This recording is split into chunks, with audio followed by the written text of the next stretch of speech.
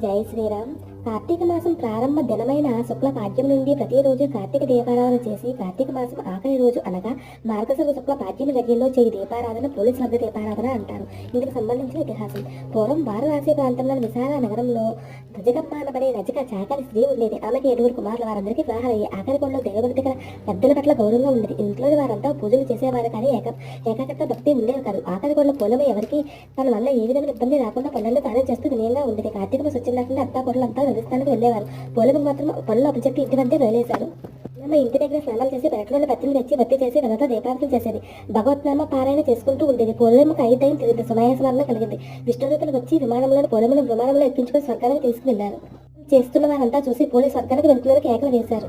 కేకలు విన్న అత్త తోటికోడలు తమ అజ్ఞానానికి విచారించారు. శరీరంతో విష్ణు సాధ్యం పనులు పూలు చేసుకుని సుకృతం అని ప్రశంసించారు. కార్తీక బహుళ అమావాస్య పోలీసు స్వర్గానికి వెళ్ళినట్టుగా ప్రశస్తమైంది.